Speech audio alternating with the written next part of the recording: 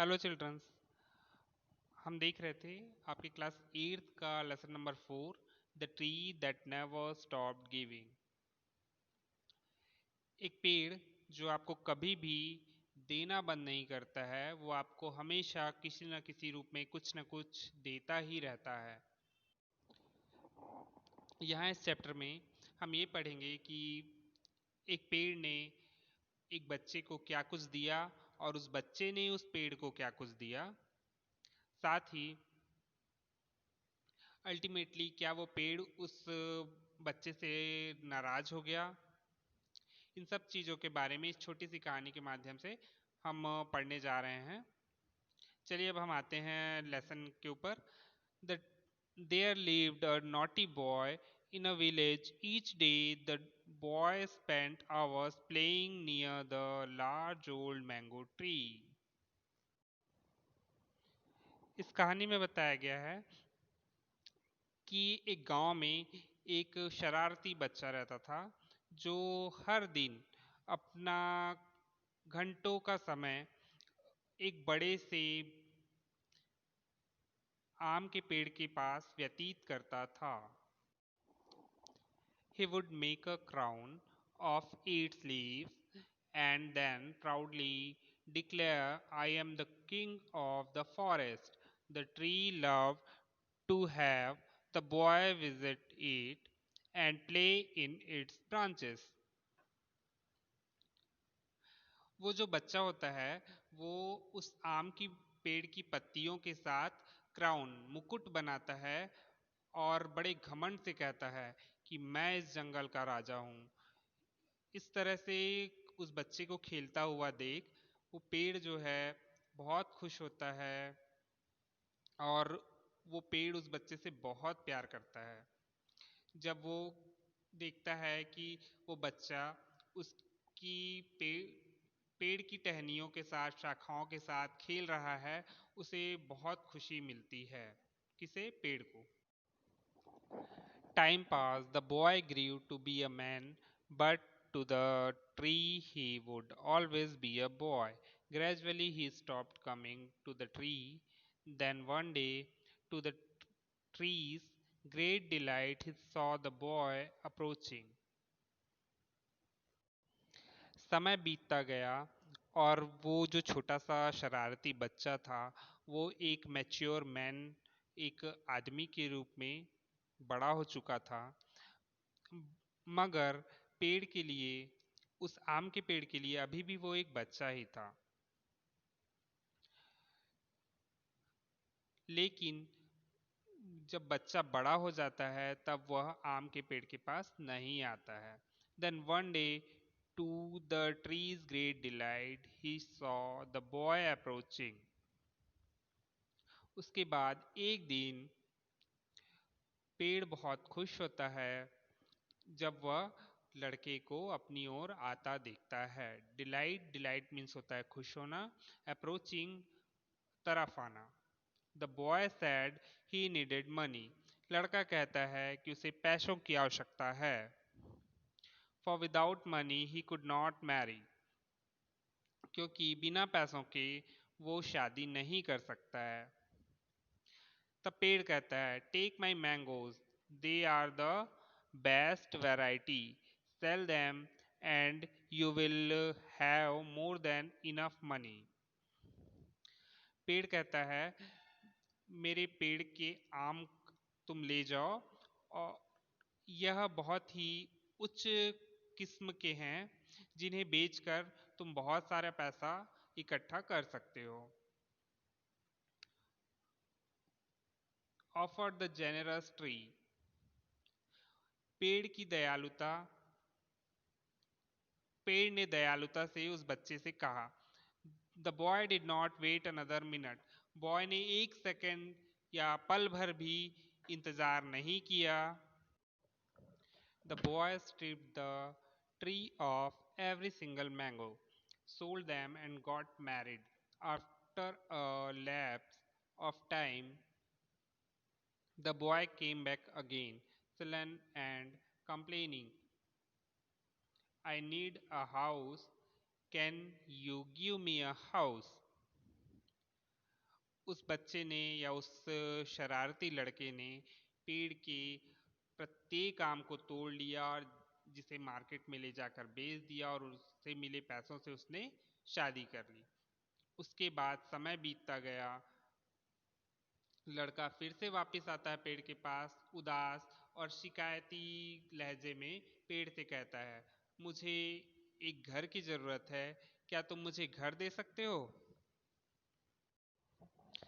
Take my strong branches and build yourself a house and make your furniture too, said the loving tree. मेरे पेड़ की मजबूत शाखाओं से तुम अपना घर बना लो।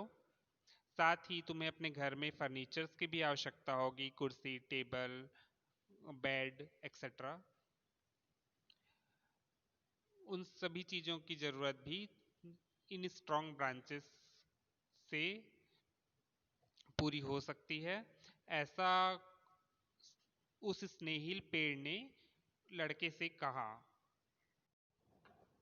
So the boy hacked down all the branches, leaving the tree with just its trunk.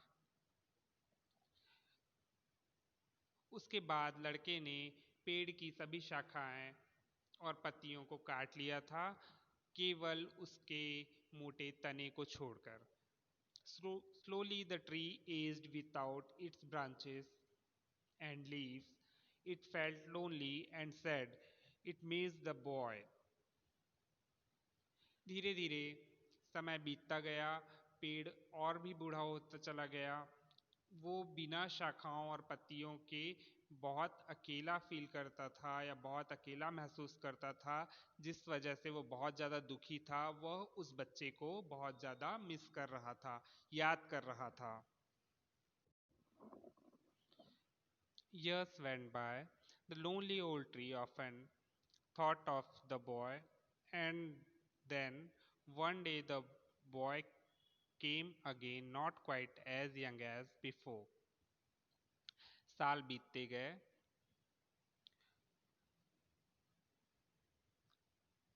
अकेला पुराना पेड़ अक्सर उस लड़के के बारे में सोचता था।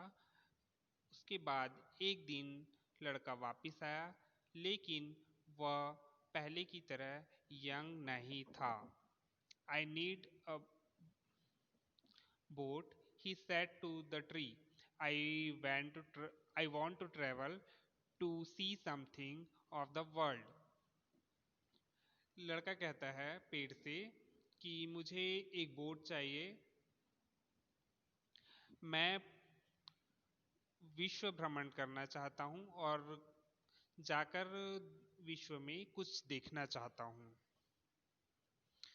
पेड़, take my trunk, it's all I have left, but it will make you a sound boat, said the tree. Take my trunk. Trunk means होता है तना। पेड़ लड़के से कहता है, तुम मेरे तना ले लो,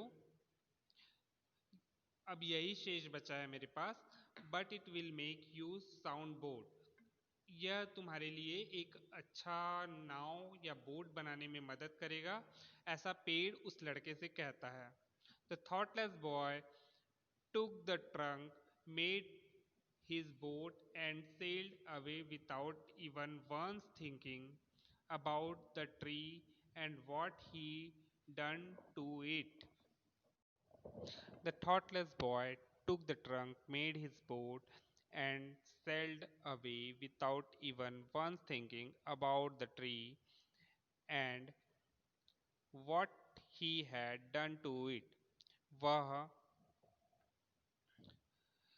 सोचहीन या विचारहीन लड़का तुरंत उस पेड़ की शाखा, उस पेड़ के तने को काट कर बोट बना लेता है और वहां से लेकर चला जाता है। वो एक बार भी पलटकर ये नहीं देखता कि इसके बाद पेड़ की क्या हालत हो जाती है या क्या हालत रह जाती है। वो वहां से चला जाता है। Finally, the boy became a tired old man, and now all he could think of was his faithful friend, the tree. Come, boy, called the tree. अब वो जो लड़का होता है वो पूरी तरह से एक थका हुआ बूढ़ा आदमी बन चुका होता है। वह अपने भरोसेमंद फ्रेंड पेड़ के पास से गुजरता है, तब पेड़ उसे बुलाता है, कम बॉय, आओ लड़के, rest here on my stump, it makes a good seat, we can be happy together. आओ यहाँ बैठकर आराम करो, यह तुम्हारे लिए एक अच्छी बैठने की जगह है, हम दोनों एक दूसरे के साथ खुश रहेंगे। And the boy gratefully for once sat down in the warm sunshine on the tree stump।